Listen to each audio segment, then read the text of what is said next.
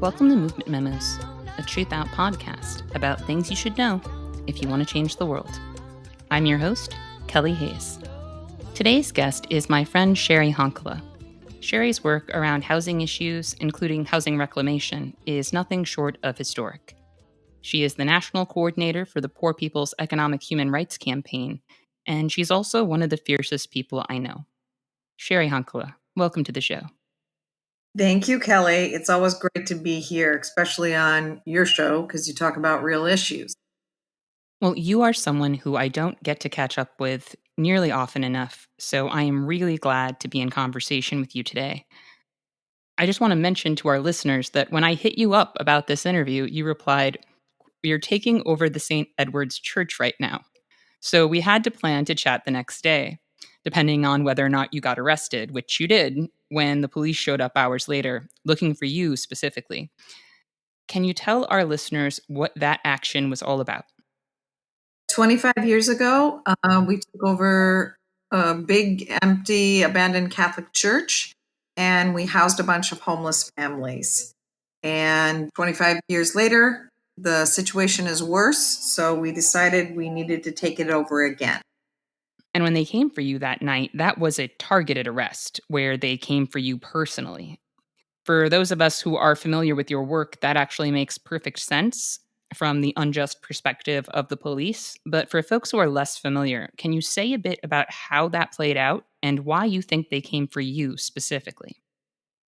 Yeah, I think that especially now while we're doing housing takeovers, they do things like what happened to me the other day, which is, they just came for me in the middle of the night at 12:30 at night, didn't arrest anybody else, and locked me up and charged me with burglary. And now that we're literally having to move people into families into takeover houses, not just to house them, but to keep them from dying from COVID, because, the men's shelter here, 50% of the people tested positive for COVID. So we don't want, women and children to be cramming into a shelter and getting sick and potentially dying. So, we've just been super, super busy with anybody that comes and asks. And it's been also very difficult because it's hard to sleep, because I know at any given moment they can, roll up on one of those houses. And we had taken over the St. Edward's Church in hopes that we could move all the homeless families into that abandoned church if they decided to move on, several of our takeover houses right now. And that's not an option right now. So we're working on plan B on what to do if they were to move on, 30 properties at one time. Well, I am grateful that you all are out there throwing down, and I'm glad you're safe for now because while I know you can take care of yourself, I have been extra worried about my friends who are risking arrest during the pandemic. The police were already dangerous enough, but of course now we know that people are being caged in the path of COVID-19, which means that people who are risking arrest are risking their lives on a whole new level. But I know you have never been dissuaded by risk. And I remember in the early days of the pandemic when a lot of us were scrambling to figure out how to adapt our work, you were just out there delivering food and doing whatever needed to be done. And when I would see pictures of you out in the world getting those things done, I was heartened because I knew people were being helped who would not otherwise be helped. And also afraid because I didn't want anything to happen to you. And when you got COVID and you were hospitalized, it shook me because I didn't want to imagine the world without you. But I also know that you are part of the Poor People's Army and a soldier for the people, and that you take risks. And I really respect and appreciate that. And I hope everyone listening does as well. Thank you, Kelly. Yeah, getting COVID is very real, and many of us have lost many people that we love dearly and care about, and probably will continue to. I'm definitely no Mother Teresa. I think my life has placed different things before me, and doesn't make me braver than anybody else. Like you said, I'm a soldier, and when I see, kids laying on a railroad track, I move them off the railroad track, which anybody else would do. So it has definitely been difficult, and I'm glad that we're talking about that because it's very real. Because I have a family, and they have a lot of opinions, you know, and we have different people that are out there in the world that won't step forward and give solutions, and yet are very judgmental about, if you're out there trying to feed people or house people. So I appreciate you acknowledging the fact that feeding people and housing people are, you know, essential soldiers and workers right now for this period in history. You all are absolutely essential, and we desperately need this work to be happening now more than ever. Could you tell our listeners a bit about how you got into this work? I'm a formerly homeless mother.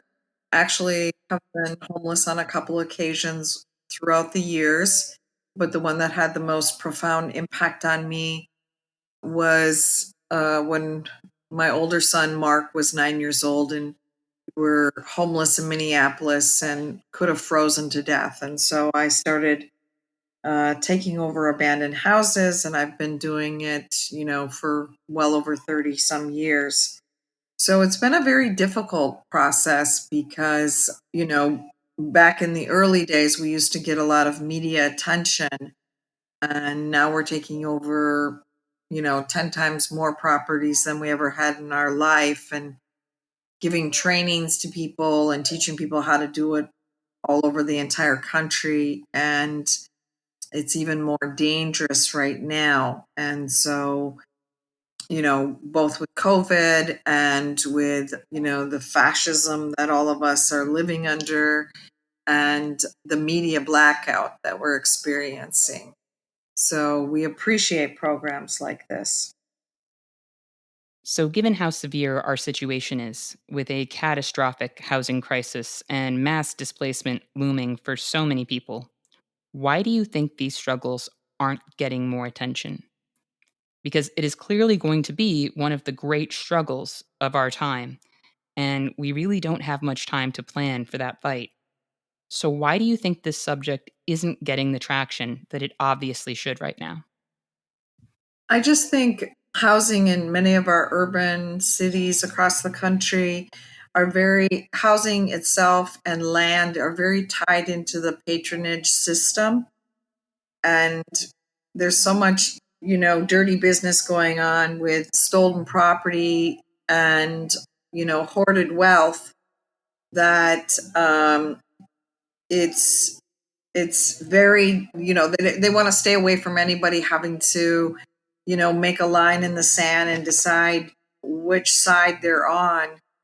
And especially in most of our major cities where we're seeing, speculators and developers and all of that, just put an end to any, decent, accessible, affordable housing across the country. I think that they don't want to lift up this idea that there isn't places for people to live. People can't afford to rent. We're on the verge of this huge flood of evictions and foreclosures. And so, they don't want people to be discussing it. They don't want people to be thinking about it. So it's best to keep it out of the press. Also, really interesting because, they recently did this article, front page article of me in the Philadelphia Inquirer, where they talked about me recently buying a home in the middle of the pandemic. And there was like no references to the fact that I'm currently and have been engaged in housing takeovers like right now. They referred to it like a past thing. Wow, that's just astounding. The level of erasure is mind blowing. given the scale of what you all have been doing and in terms of what's ahead. I think you are absolutely right that the powerful do not want people talking or thinking about this. They don't really care how unprepared we are. They just want us docile and cooperative right now in the service of their own objectives. We have seen unrest already this year, and people are afraid of that and how it will be perceived. And in many cases, more worried about that than they are about people who simply cannot withstand the conditions they are living in any longer. And they shouldn't be expected to keep calm and carry on just because the powerful haven't figured out how to make their well being a priority or cared enough to do so. Some people simply accept narratively that everyone just needs to keep their heads down and play by the rules, like that has ever delivered anyone from anything. And right now, with full blown fascism tightening its grip, I mean, we have people arguing with straight faces that respectability will save us, and cherry picking various historical examples and telling people to just shut up until failed institutions and failed leadership deliver us from all of this. And it's just such a scam. And it's a scam that has led a lot of otherwise moral people to shut their mouths about injustice and turn away from struggle. And that's not just morally wrong, it's also strategically disastrous. Like if the establishment knew how to stop Donald Trump, they would have stopped Donald Trump.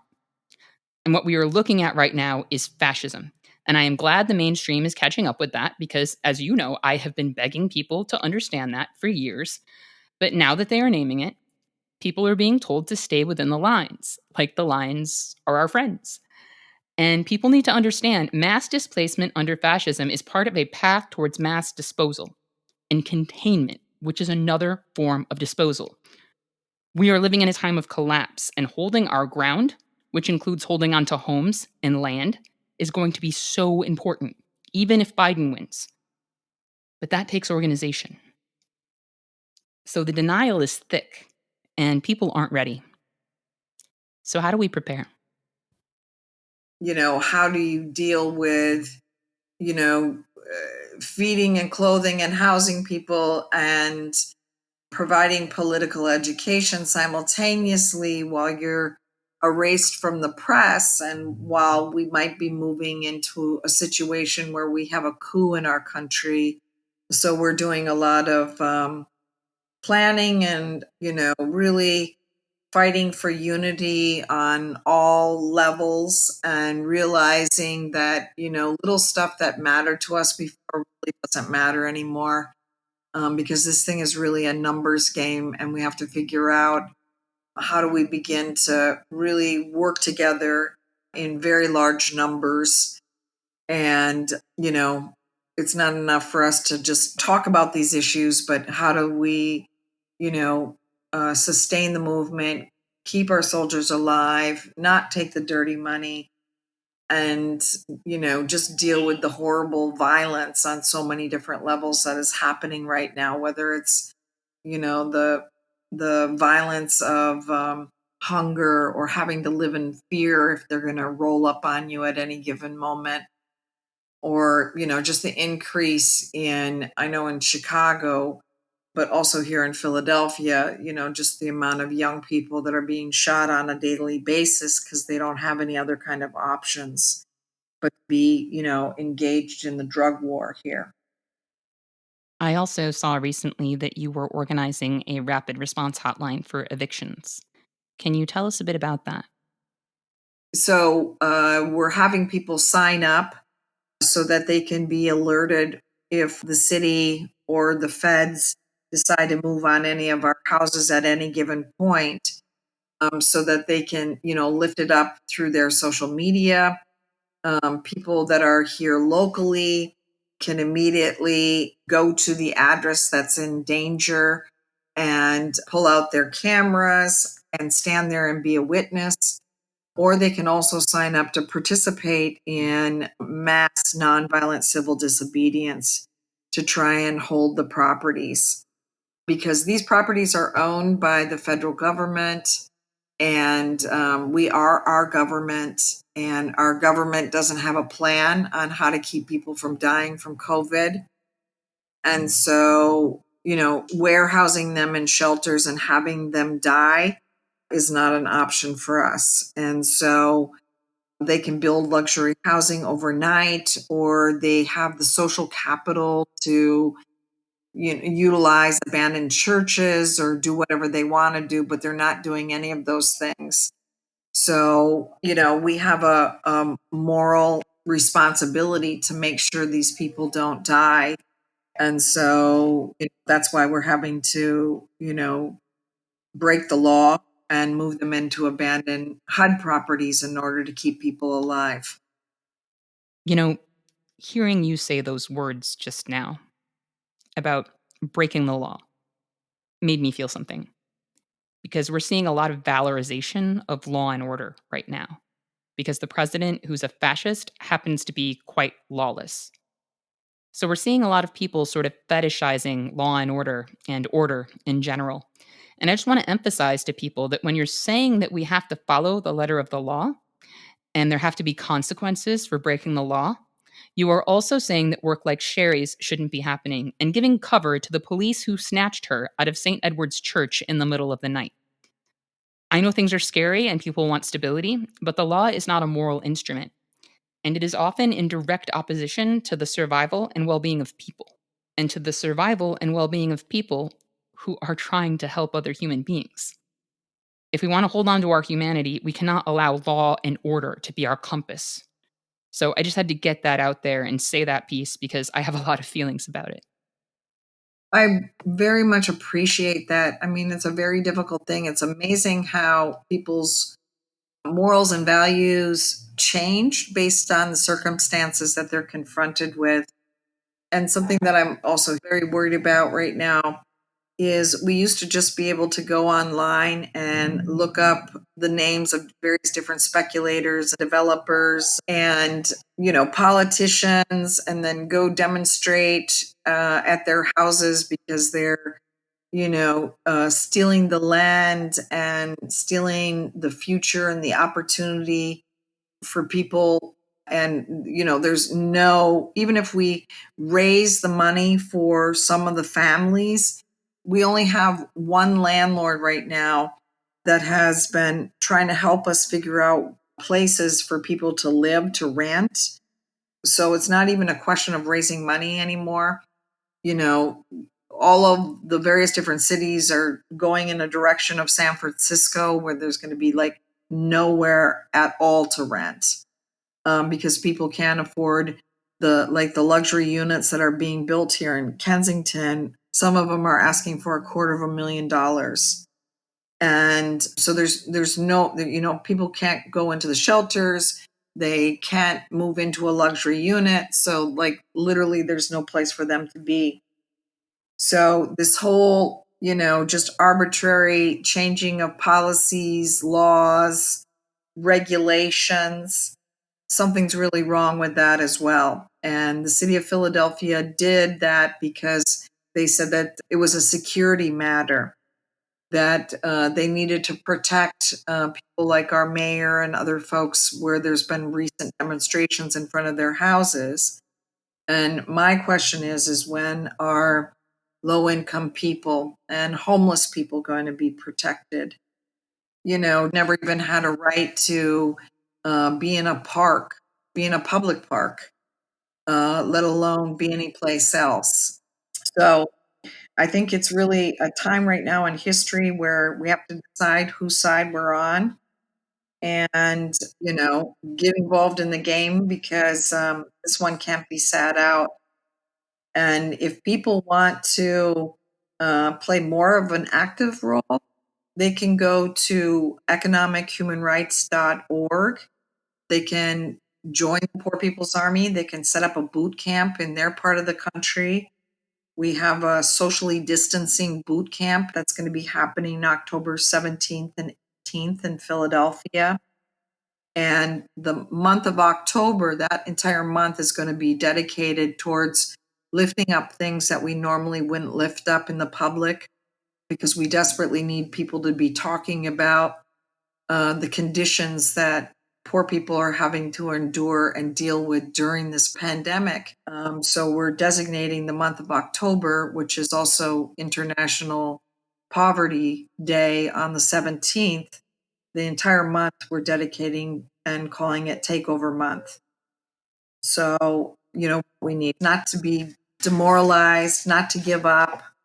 Our morale, even right now, is incredibly political and important. And that's one thing that I love that you do, Kelly, is that, that isn't a secondary thing, it's a primary thing.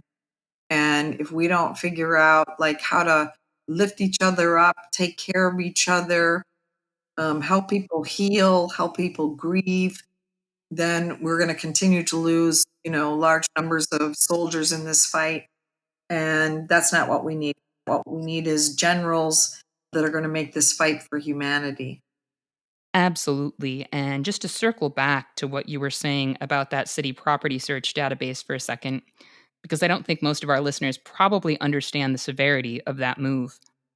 Reprogramming the database to prevent organizers from tracking which developers and speculators own particular properties is a huge hindrance to organizing around this issue. And to me, it really brings to mind that Utah Phillips quote: "The earth isn't dying, it's being killed, and those who are killing it have names and addresses." Well, in this case, we are not dying, we are being killed. And the people killing us are hiding their addresses for a reason. That's right.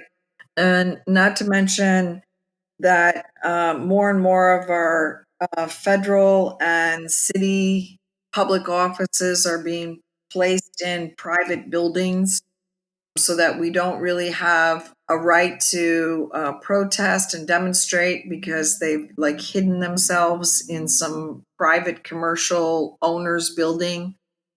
And, I've said it forever that one of the worst things that can happen right now is for us to be silent and to be told that we can't say anything about what's happening to us. The most important thing is for us to not be silent and to lift up our voice right now. Well, Sherry, I am just so grateful for you and grateful that you made the time for this conversation. I got a lot out of it, and I'm sure our listeners did too. Thank you, Kelly. I really appreciate being on your show. I also want to thank our listeners for joining us today. And remember, our best defense against cynicism is to do good and to remember that the good we do matters.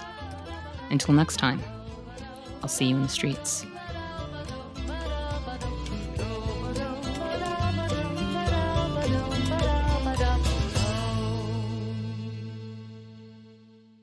Thank you for listening to Movement Memos. This show wouldn't exist if it weren't for TruthOut, and TruthOut's independent news and commentary wouldn't exist without listeners and readers like you. We have no paywalls, no corporate sponsors, and no ads, except for fundraising appeals like this one. So if you can and would like to support our work, please consider dropping by truthout.org to make a donation today.